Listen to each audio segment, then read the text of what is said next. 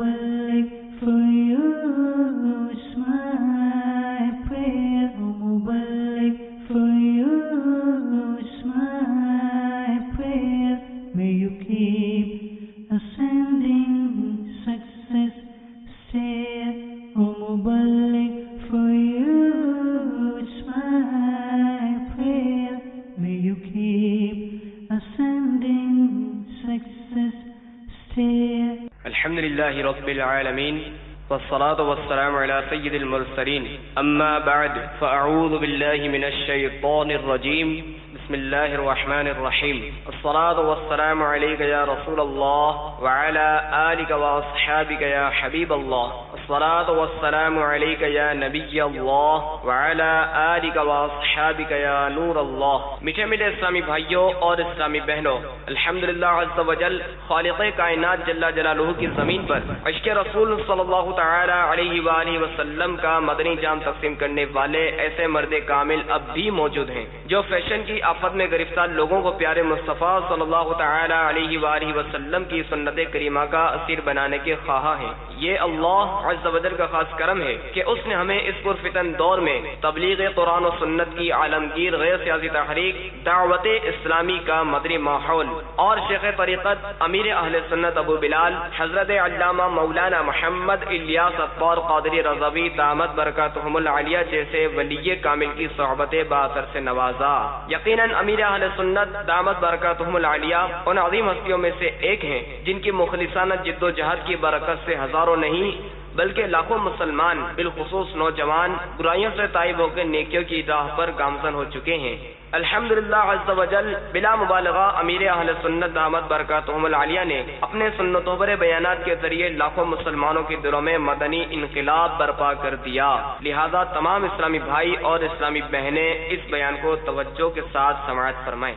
الحمدللہ رب العالمین والصلاة والسلام علی سید المرسلین اما بعد فاعوذ باللہ من الشیطان الرجیم بسم اللہ الرحمن الرحیم الصلاة والسلام علیک یا رسول اللہ وعلی آلک واصحابک یا حبیب اللہ الصلاة والسلام علیک یا نبی اللہ وعلی آلک واصحابک یا نور اللہ.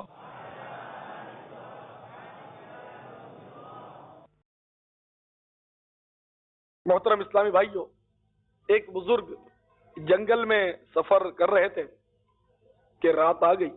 ہر طرف خوفناک درندے دندناتے پھر رہے تھے. انہیں خوف محسوس ہوا تو انہیں یہ حدیث مبارکہ یاد آئی کہ جو ایک مرتبہ درود بھیجتا ہے اللہ تبارک و تعالی اس پر 10 بار رحمتیں نازل کرتا ہے. تو انہوں نے درود شریف پڑھ لیا. ایمان ان کا بے حد پختہ تھا. درود شریف پڑھ کر ایک جگہ سو رہے.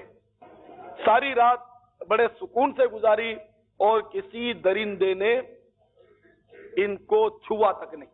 تو اسی سے انہوں نے فرمایا کہ میں نے اس لیے درود شریف یہ پڑھا کہ چونکہ ایک درود پڑھنے والے پر اللہ کی 10 رحمتیں نازل ہوتی ہیں، تو جب مجھے اللہ تعالیٰ کی 10 رحمتیں گھیر لیں گی تو بھلا کس درندے کی مجال ہے جو میری طرف آنکھ اٹھا کر بھی دیکھے گا.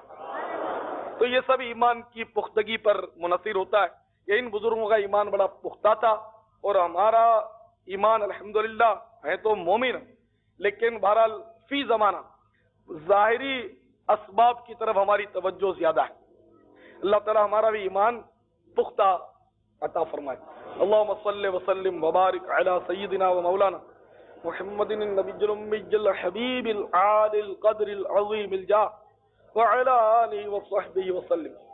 پیارے اسلامی بھائیو، آج میں آپ کو ایک ایمان افروز قرآنی واقعہ سناتا ہوں جو 3 پارے کے 3 رکوع میں سورہ بقرہ.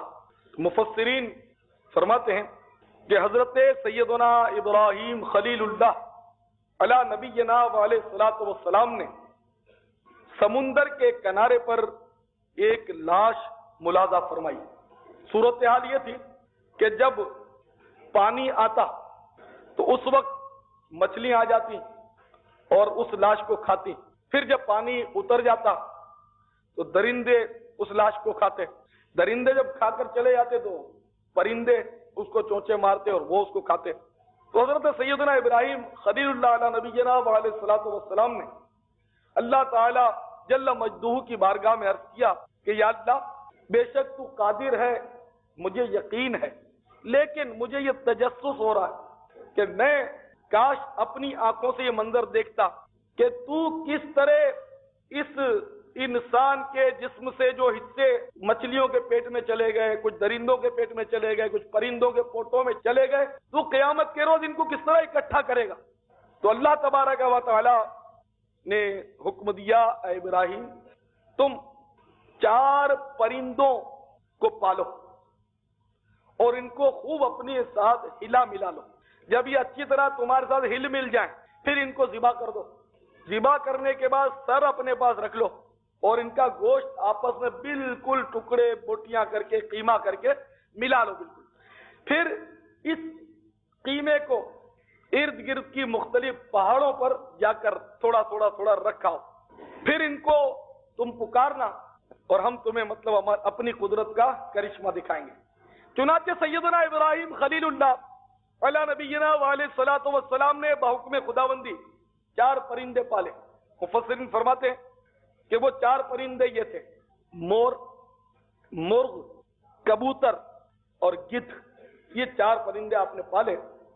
جب یہ اچھی طرح ہل مل گئے تو آپ نے ان 4 کو ذبح کیا، سر اپنے پاس رکھے اور باقی جو حصہ تھا جسم کا ان کو اچھی طرح پر ور جو بھی تھے اس کے سب کو مطلب کہ قیمہ کر ڈالا. قیمہ کرنے کے بعد پہاڑوں پر تھوڑا تھوڑا جا کر آپ رکھ آئے. اس کے بعد آپ نے اب ان کو بلانا شروع کیا. آپ نے فرمایا یا ایھا الدیک، اے مرغ، اے کبوتر، یا ایھا النسر، اے گدھ، یا ایھا الطاؤوس، اے مور. جب آپ نے ان کو پکارا تو فوراً وہ قیمہ جو تھا وہ اڑنا شروع ہوا، انہیں اچھلنا شروع ہوا، ان میں حرکت پیدا ہوئی اور پر کی پرزے اور قیمہ اچھل کر بالکل فضاؤں میں بکھرنے لگا اور ایک دوسروں کے جسموں میں پہنچنے لگا، حتیٰ کہ یہ قیمہ سب جدا جدا ہو کر الگ الگ ہو کر اپنے اپنے جسموں کی صورت میں پرور پہن کر، لیکن ابھی گردن ان کی کٹی ہوئی تھی. یہ سارے دھڑ تیار ہو گئے. اب یہ دھڑ اپنی ٹانگوں پر دوڑتے ہوئے ابراہیم علیہ السلام کی طرف لپکے اور خود ہی جا کر اپنے اپنے سروں کو انہوں نے پہن لیا اور 4 پرندے کھڑے ہو گئے. اللہ تبارک و تعالی نے یہ مطلب کرشمہ دکھایا. یہ 4 پرندے مطلب کہ سر بھی ملا چکے اور اب ابراہیم علیہ السلام کے پاس آ گئے اور سروں کو ملانے کے بعد وہ دانا بھی چگنے لگے اور اپنی اپنی بولیاں بھی بولنے لگے. جیسے مرغ بانگ دیتا ہے، کبوتر گٹر گوں کرتا ہے، اس طرح وہ بولنے شروع ہو گئے. حضرت ابراہیم خلیل اللہ علیہ نبینا علیہ الصلوۃ والسلام نے جب یہ روح پرور منظر دیکھا تو آپ کے دل کو اور بھی اطمینان اور قرار حاصل ہو گیا. اس واقعے کو سورہ بقرہ میں اللہ تبارک و تعالی اس طرح بیان فرماتا ہے. میں اب آیتیں پڑھوں گا اور ترجمہ حسب عادت آقا نعمت مجدد دین و ملت عاشق ماہ رسالت الشاہ امام احمد رضا خان علیہ رحمت الرحمان کا پیش کروں گا کنز الایمان شریف سے. اور میں آپ کو ہمیشہ مشورہ دیتا ہوں کہ ترجمہ قرآن ہر گھر میں لازمی ہونا چاہیے، مگر لیں تو عاشق رسول امام اہل سنت کا لیں کہ یہ ترجمہ سارے تراجم پر فوقیت رکھتا ہے، بہترین ترجمہ ہے. چنانچہ اللہ تبارک و تعالی 3 پارے کی 3 رکوع میں جو سورہ بقرہ میں ارشاد فرماتا ہے، اور جب عرض کی ابراہیم علیہ الصلوۃ والسلام نے اے رب عز و جل مجھے دکھا دے تو کیوں کر مردے جلائے گا. قال اولم تؤمن، فرمایا یعنی اللہ تبارک و تعالی نے فرمایا کیا تجھے یقین نہیں؟ تو ابراہیم علیہ السلام نے کیا عرض کیا؟ قال بلى ولكن ليطمئن قلبي، عرض کی یقین کیوں نہیں مگر یہ چاہتا ہوں کہ میرے دل کو قرار آ جائے. تب اللہ تبارک و تعالی نے ارشاد فرمایا قال فخذ 4 من الطير فصرهن إليك ثم اجعل على كل جبل منهن جزءا ثم ادعهن يأتينك سعيا واعلم أن الله عزيز حكيم. فرمایا تو اچھا 4 پرندے لے کر اپنے ساتھ ہلا لے، پھر ان کا ایک ایک ٹکڑا ہر پہاڑ پر رکھ دے، پھر انہیں بلا، وہ تیرے پاس چلے آئیں گے پاؤں سے دوڑتے، اور جان رکھ کہ اللہ جل مجدہ غالب حکمت والا ہے. تو یہ واقعہ میں نے قرآن سے آپ کو گویا پیش کیا. اللہ تعالیٰ کی قدرت کاملہ کا حال آپ کے سامنے.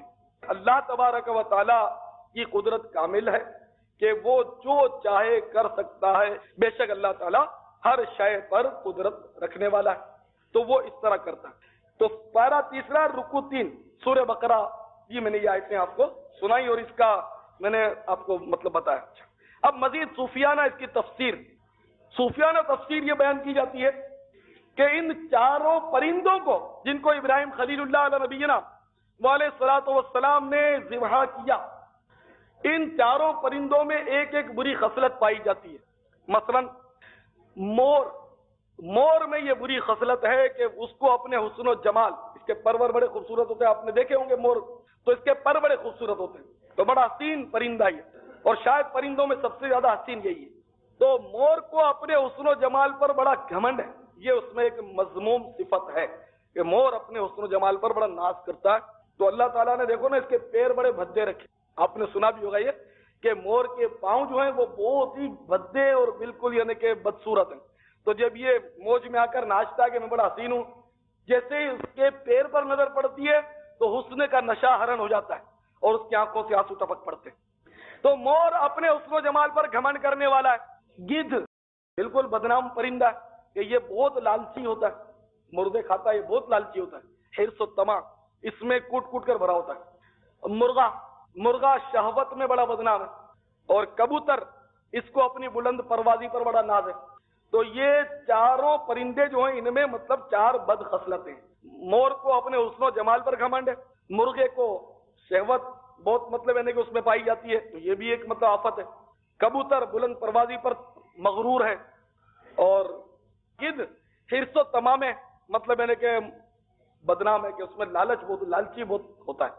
تو ان 4 پرندوں کو مطلب ابراہیم علیہ السلام نے ذبح کر دیا تو ان کے دل کو قرار آ گیا. تو مفسرین فرماتے ہیں کہ اگر کوئی مسلمان بھی اپنی ان 4 بد خصلتوں کو ذبح کر دے، مثلا حسن و جمال پر جو تکبر آتا ہے، تو حسن و جمال اگر کسی میں پایا جاتا ہے تو وہ اپنے حسن و جمال پر رنگ برنگی کپڑوں پر، جیسے آج کل تو کپڑے کیسے پہنے جاتے ہیں، اس کو خوب پریس کر کے سیٹ کرتے ہیں کہ ایک سلوٹ بھی نہیں رہنے دیتے، اور اگر کسی سے ٹکرا گئے تو پھر دیکھتے ہیں کرچ ہماری کوئی کرچ تو نہیں پڑ گئی. تو اس طرح مطلب یعنی کہ حسن و جمال ہے تو حسن و جمال والے گھمنڈ کے مور کو کوئی ذبح کر دے.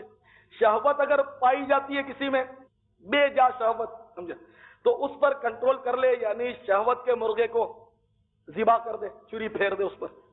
کسی میں حرص و طمع ہے، حرص و طمع لالچی ہے، دنیا کی دولت پر فریفتہ ہے، تو دنیا کے لالچ گدھ کی صورت میں دنیا کے لالچ کو گویا وہ ذبح کر دے.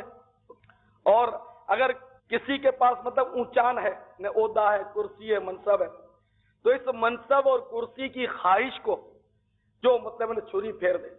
تو ان 4 بد خصلتوں پر جو قابو پالے، حرص و طمع پر، بلند پروازی کے تکبر پر، حسن و جمال کے گھمنڈ پر اور شہوت پر، ان 4 بد خصلتوں پر جو قابو پالے تو اس کو بھی دل کا قرار حاصل ہو جائے گا اور اس کا دل نور و عرفان سے لبریز ہو جائے گا.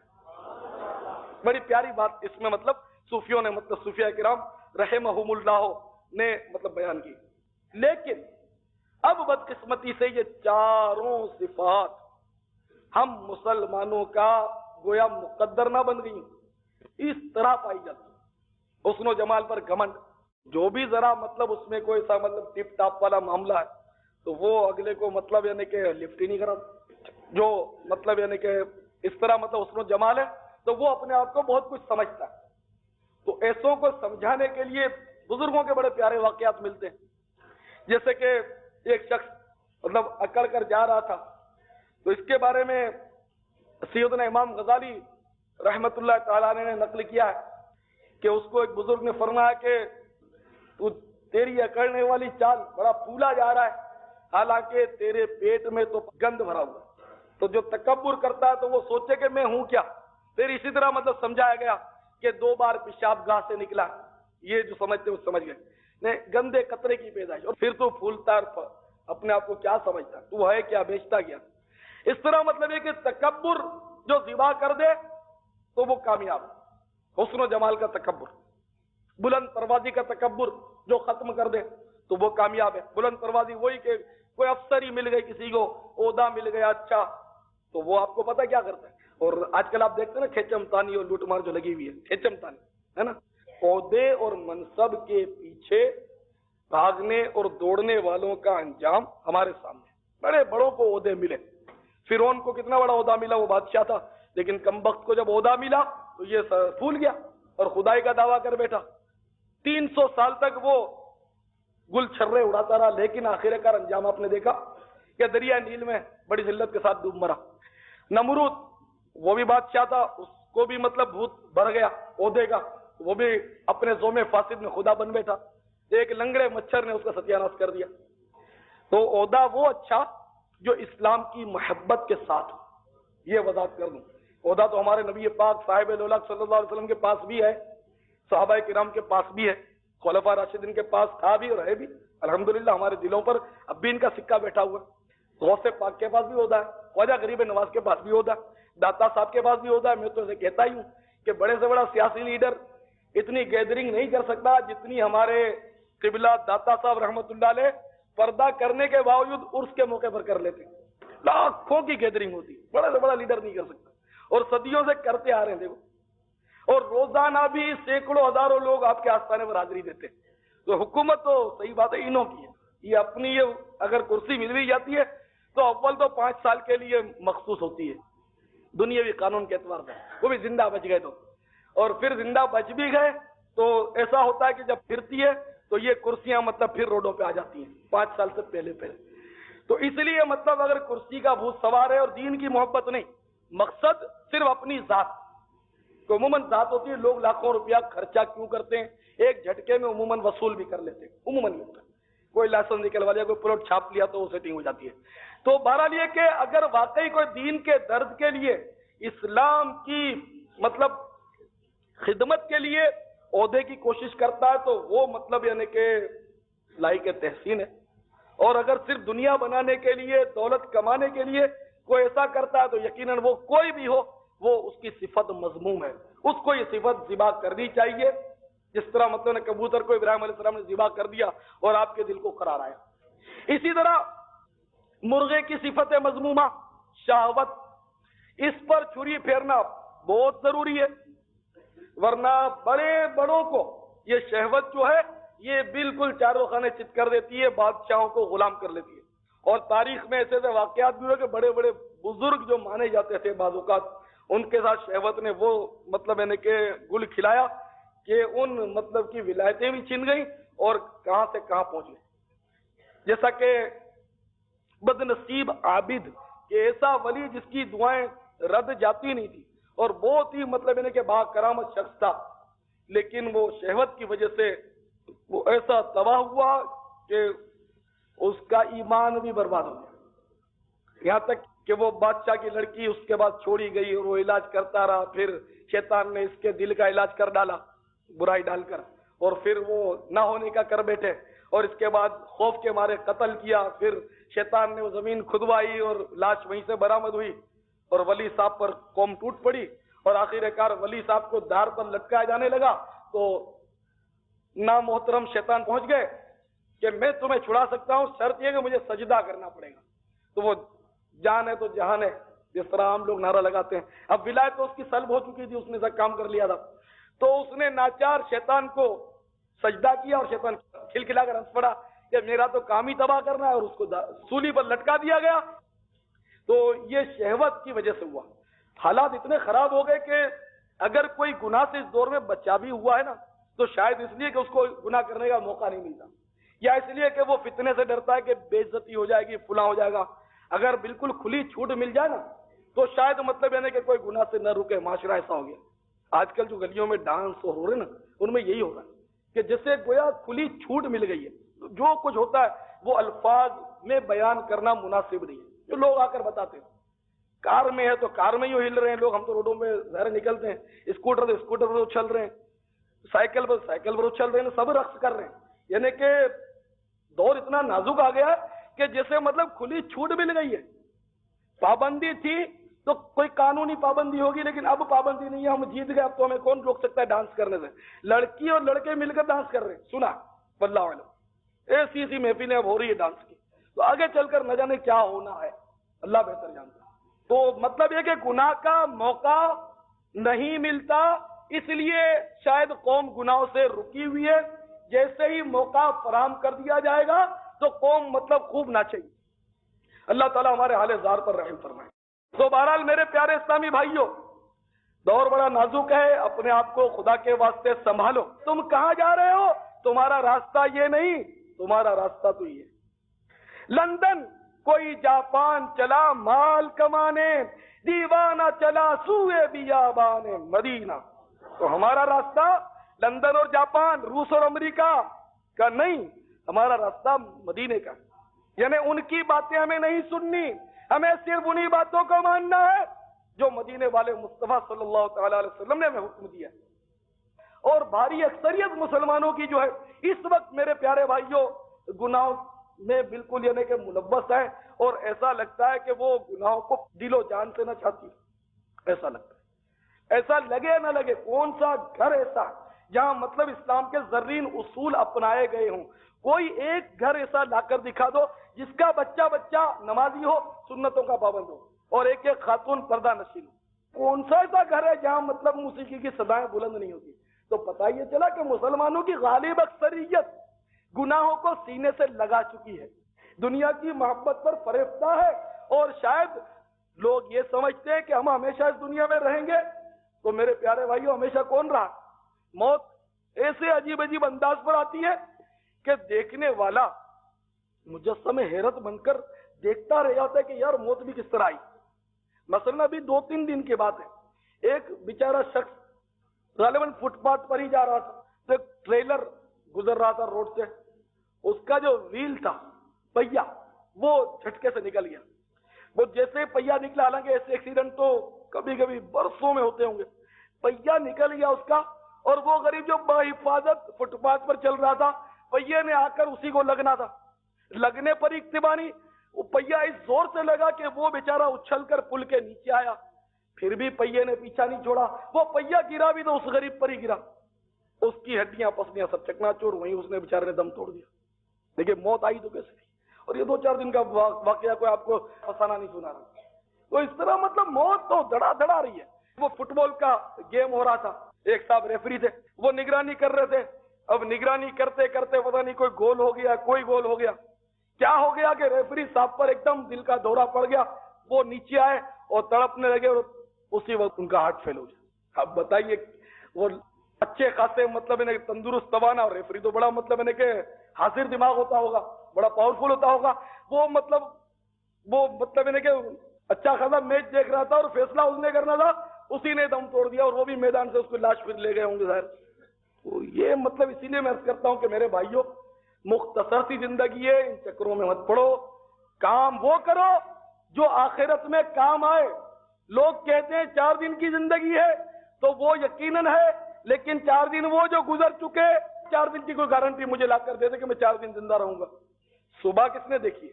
یہاں سے گزر کر باہر نکلنا نصیب ہوگا یا نہیں ہوگا، کسے معلوم؟ تو میرے پیارے بھائیوں، یقیناً یہاں جتنا دنیا میں ہمیں رہنا ہے اتنی اس کے لیے کوشش کی جانی چاہیے، جتنے سال قبر میں پتہ نہیں سینکڑوں ہزاروں سال رہنا ہے اتنی اس کے لیے تیاری ہونی چاہیے، اور بالکل اصول کی بات کر رہا ہوں کہ چونکہ قیامت کا ایک دن 50,000 سال کا ہے، اس لیے اتنی ہی اس کے لیے بھی تیاری ہونی چاہیے جتنا جا رہے ہیں ہم لوگ۔ جب حیدرآباد جاتے ہیں یہاں سے ایک دن کے لیے تو اسی کپڑے پہنے چلے جاتے ہیں، ایک ہی دن وہاں رہنا ہے تو اتنی تیاری ہے، چل پڑے۔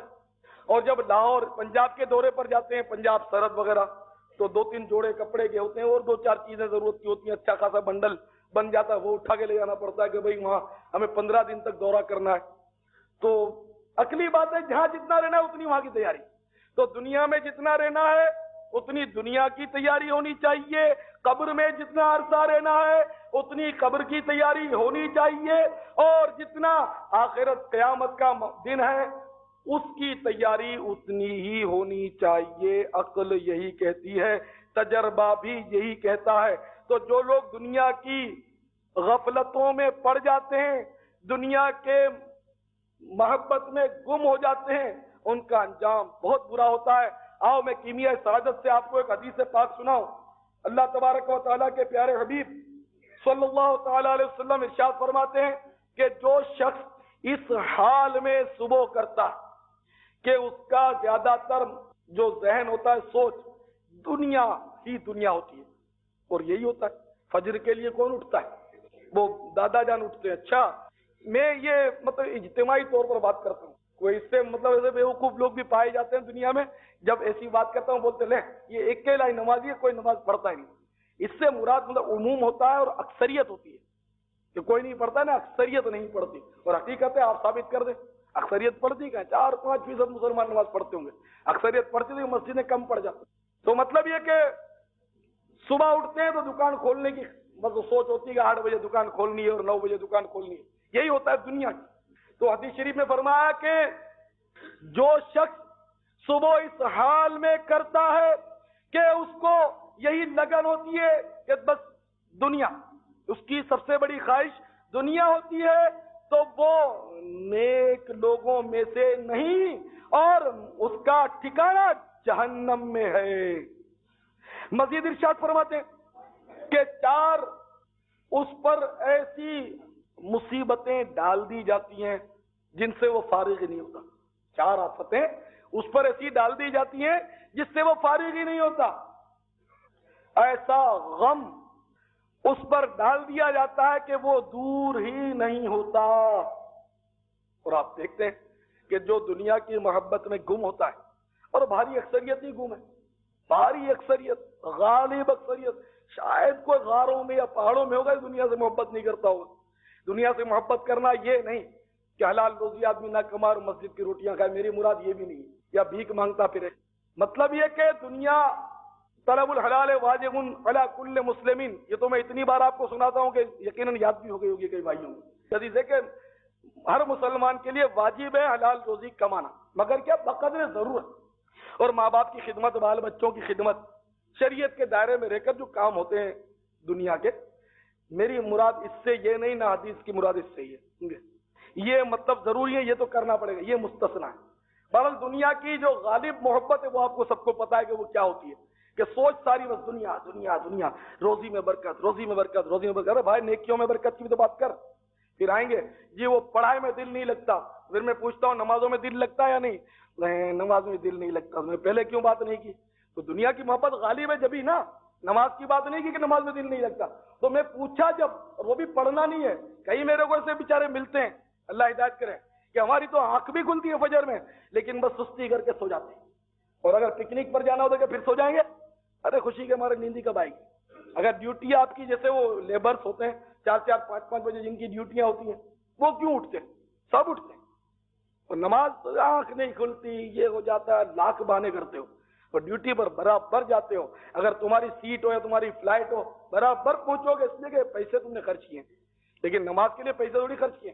تو ناراض نہیں ہونا، اگر غلط بات کہتا ہوں تو آپ کا جوتا میرا سر، اور اگر صحیح کہتا ہوں غلطی آپ کی ہے تو جوتا نہیں، آپ سے ہاتھ جوڑ کر التجا کہ اپنی اصلاح کی کوشش کریں، ٹھیک ہے؟ اس طریقے کی بات جو ہے وہ عرض کر رہا ہوں۔ تو بہرحال میرے پیارے اسلامی بھائیوں، میرے پیارے آقا صلی اللہ تعالیٰ علیہ وسلم ارشاد فرما رہے ہیں کہ جس کے دل میں دنیا کی محبت غالب ہے، انہیں صبح اس حال میں کرتا ہے کہ بس اس کی سب سے بڑی سوچ، سب سے بڑی فکر دنیا ہے تو وہ نیکوں میں سے نہیں ہے، وہ دوزخ میں جائے گا اور 4 مصیبتیں 4 آفتیں اس پر ایسی آ جاتی ہیں جس سے وہ فرصت نہیں پاتا۔ پہلی آفت یہ کہ وہ ایسے غم میں مبتلا کر دیا جاتا ہے جس کا کوئی مداوا نہیں ہوتا، وہ غم جاتا نہیں۔ اور آج ہے کون جو خوش ہو؟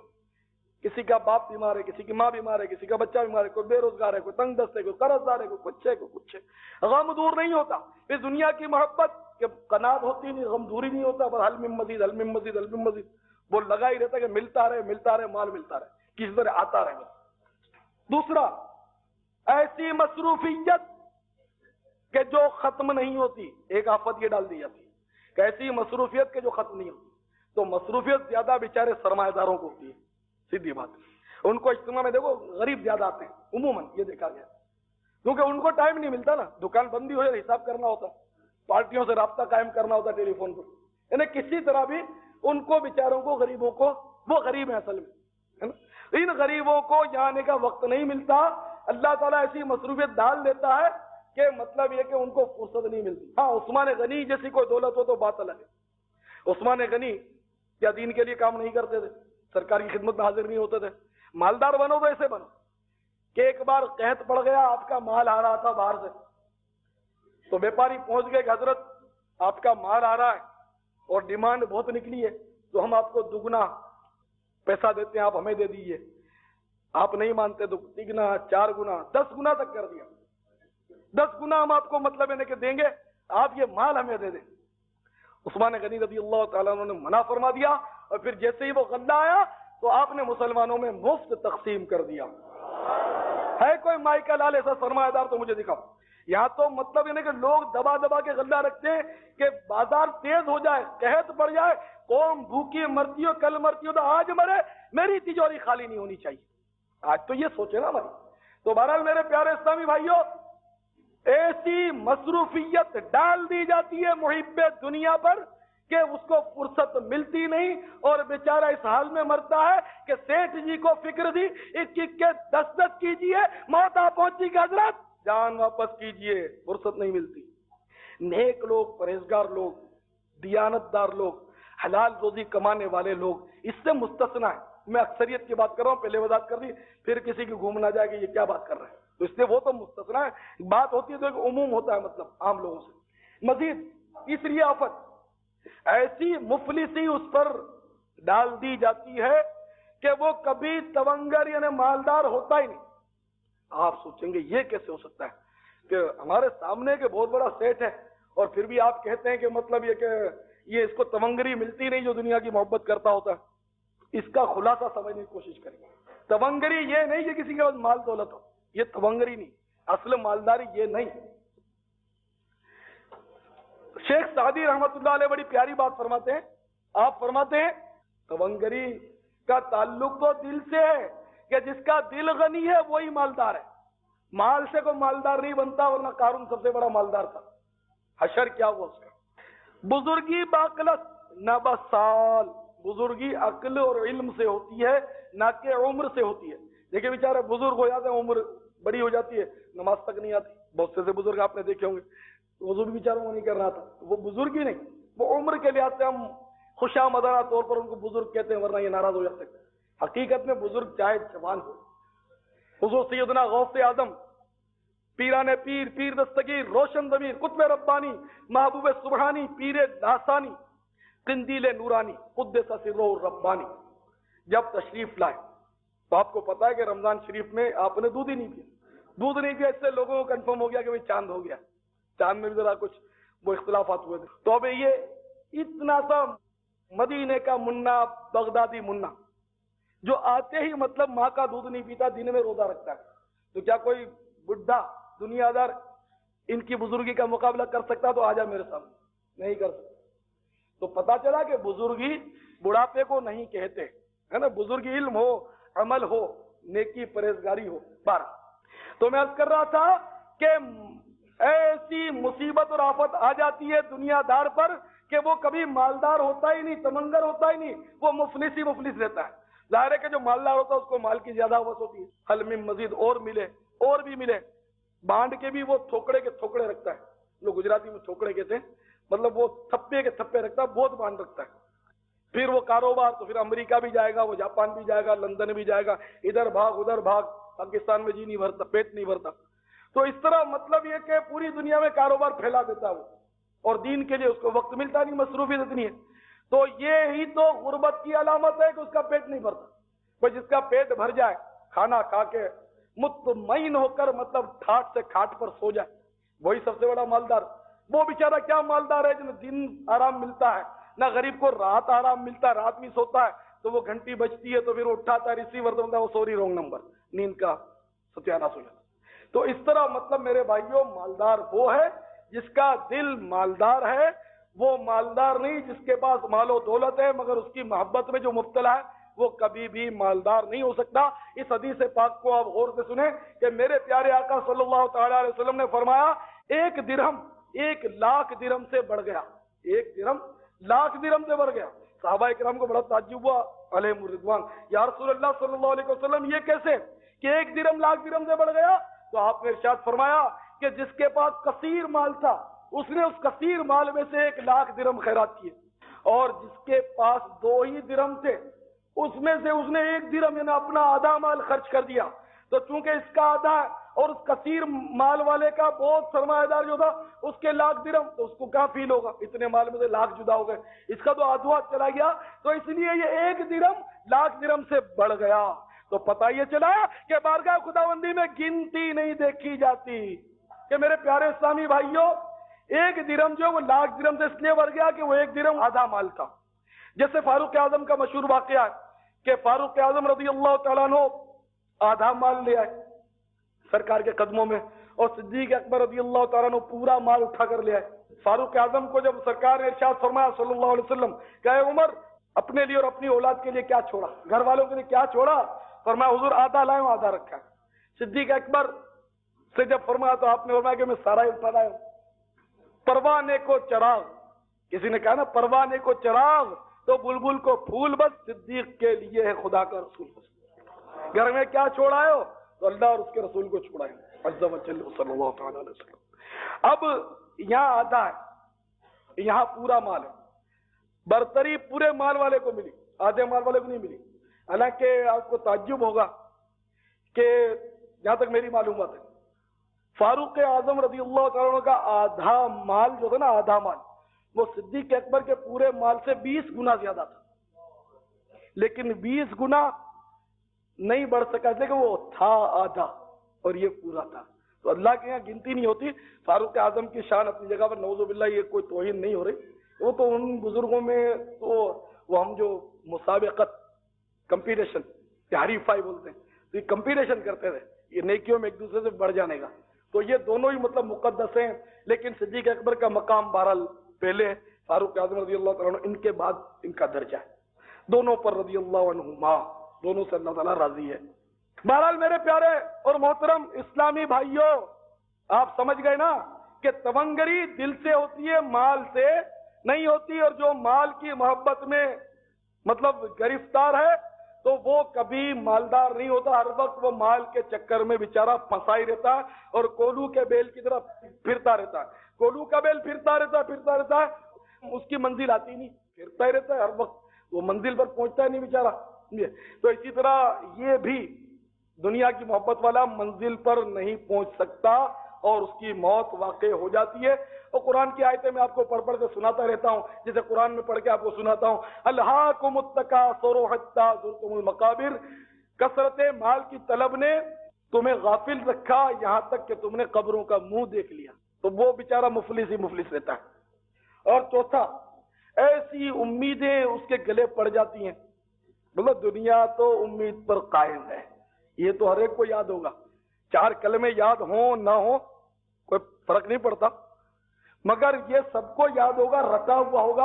और घर में 20 बार सुनते होंगे जी, बस वो जब ये समझाते होंगे ना कि बस मौत आ जाएगी, ये दुनिया तो उम्मीद पर कायम है, ये बात तो सही है, फिर वो बंदा लग पड़ता है क्या। तो ये सबको याद है, दुनिया उम्मीद पर कायम है। तो ये ऐसी उम्मीद डाल दी जाती है उस दुनियादार पर कि वो कभी भी पूरी नहीं होती। एक प्रोजेक्ट अभी तो अधूरा है, दूसरा प्रोजेक्ट उसका शुरू हो जाता है। एक दुकान संभाले नहीं संभलती, खट से दूसरी दुकान संभाल ली जाती है, उस पर नौकर रख दिया जाता है और फिर कोई क्या कमा कर देगा समेट के भाग जाता, फिर अखबार में आ जाता है। उम्मीद पूरी नहीं होती कि मौत आकर मतलब यानी के किस्सा तमाम कर जाती है। तो अल्लाह करे कि दुनिया की बेजा मोहब्बत हमारे दिलों से निकल जाए, उसकी और उसके प्यारे हबीब सल्लल्लाहु तआला अलैहि वसल्लम की सच्ची मोहब्बत हमारे दिल में रासिख हो जाए। अगर दुनिया की मोहब्बत दिल में रही और सिर्फ आप नोटे ही गिनते रहे तो मैं कुरान की एक सूरत आपको सुना दूं। चुनांचे अल्लाह तबारक व तआला 30वें पारे में पारा अम्मा में फरमाता है, बिस्मिल्लाहिर्रहमानिर्रहीम। तर्जमा कंजुल ईमान शरीफ से, अल्लाह अज़्ज़ व जल के नाम से शुरू जो निहायत मेहरबान रहम वाला। खराबी है उसके लिए जो लोगों के मुंह पर ऐब करे, पीठ पीछे बदी करे। चुगलखोर और गीबत करने वाले के लिए वईद है, वैल, खराबी, हलाकत। फिर जो इसके बाद गीबत और चुगली करने वाले की मजम्मत के बाद आगे इरशाद फरमाया, अल्लज़ी जमा मालन व अद्ददा, जिसने माल जोड़ा और गिन गिन कर रखा। ऐ दुनिया की मोहब्बत में गिरफ्तार रहने वालों, ऐ दुनिया की खातिर ज़मीर बेच डालने वालों, ऐ दुनिया ही को सब कुछ समझने वालों, तुम्हारे लिए लम्हे फिक्रिया कुरान की रोशनी में घर की बात नहीं। कुरान कह रहा जिसने माल जोड़ा और गिन गिन कर रखा, क्या ये समझता है कि इसका माल इसे दुनिया में हमेशा रखेगा? ऐ हर वक्त बैंक बैलेंस बढ़ाने की फिक्र में बदमस्त रहने वालों, कुरान झंझोड़ झंझोड़ कर कह रहा है, क्या ये समझता है कि इसका माल इसे दुनिया में हमेशा रखेगा? कल्ला लयुंबज़न्ना फिल हुतमा, हरगिज नहीं, जरूर वो रौंदने वाली में फेंका जाएगा। वमा अदराका मल हुतमा, और तूने क्या जाना क्या रौंदने वाली? अल्लाह जल्ल जलालू की आग के भड़क रही है, वो जो दिलों पर चढ़ जाएगी।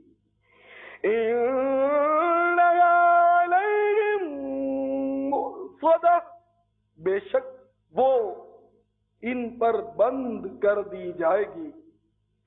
फी अमदिन मुमद्ददा, लंबे लंबे सुतूनों में। कुरान की इन आयात से इबरत पकड़े, दरसे इबरत हासिल करें। अल्लाह तबारक व तआला तंबीह कर रहा है चुगलखोरों और गीबत करने वालों को, और जोड़ जोड़ कर और गिन गिन कर नोटें रखने वालों को, और जो अपनी जिंदगी इस तरह गुजारते हैं जैसे इन्हें मरना ही नहीं। जवान भी लगा हुआ है तो बूढ़ा भी लगा हुआ है, 80-80, 90-90 साल का बंदा है वो भी लगा हुआ है। यानी मतलब आखिरत को फरामोश किए हुए टीवी पर बैठा हुआ है, ड्रामे देख रहा है, दाढ़ी मुंडा रहा है, गालियां बक रहा है, जो मर्जी माता करता है, हर वक्त बस एक ही धुन, माल कहीं से आता है।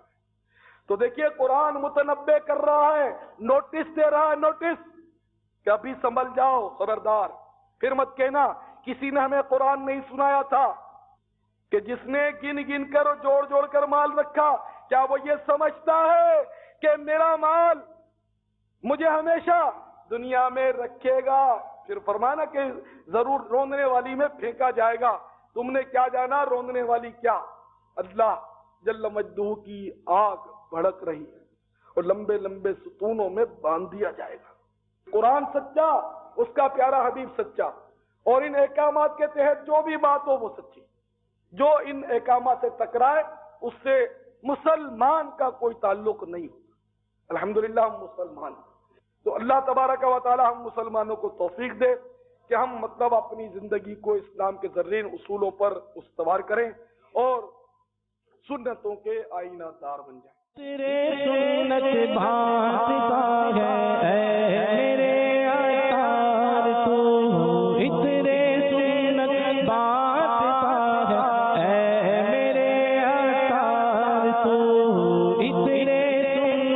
बात